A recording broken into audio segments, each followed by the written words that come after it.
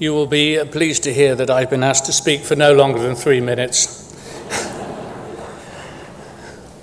That may be my longest round of applause.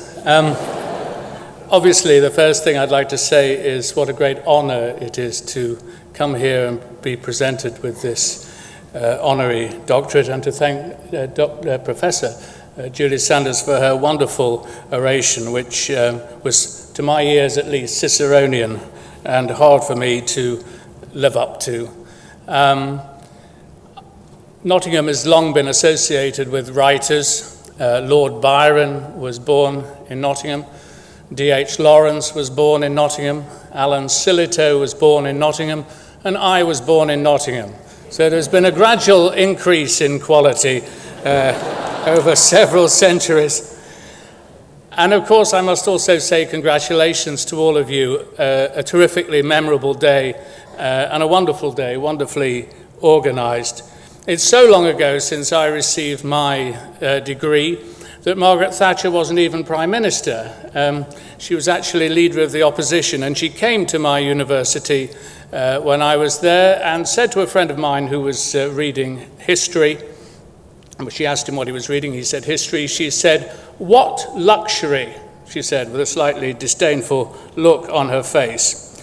And one often gets that, I think, if one gets a degree in the humanities or the arts. What use is it? Well, about 17 years ago, I wrote a novel called Enigma, which Professor Sanders referred to.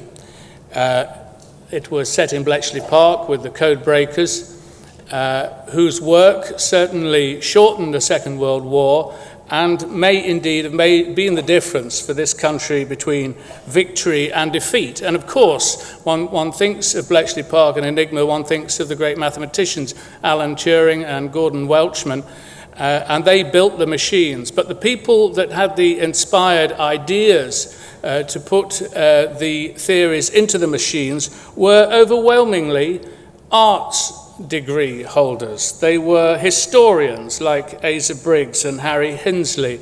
They were writers like Angus Wilson. They were classicists like Dilly Knox, who was the world expert on the mimes of Herodas, or Frank Adcock from King's College, Cambridge, who wrote the Greek and Macedonian art of war. They were papyrologists, they were musicologists. You would not have found an MBA, an accountant, or a lawyer among them. In fact, when Winston Churchill in October 1941 came to address the code breakers of Bletchley Park, and they were all drawn up in front of him, he gave his speech, and as he came down from the platform, having seen this peculiar assemblage of arts graduates, he said to the head of the Secret Service, Sir Stuart Mingus, "When I asked you to leave no stone unturned recruiting for this place, I didn't expect you to take me literally." But there's something about an arts degree, I think, that is very special. And it was what was so precious at Bletchley Park. It was a combination of scholarly rigor and free thinking, the ability to apply your imagination to problems and not necessarily in a rigid way. And so it's no overestimation, over-exaggeration to say that it was arts graduates that to a large degree won the Second World War. I would like on your behalf to thank Nottingham University for all that it's given us. It's obviously given you far more than it's given me, although I'm very grateful for what I have received. But it's a beautiful place, and I'm sure you'll take away the most wonderful memories. So I leave you with the thought, long live arts graduates, long live the University of Nottingham. Thank you.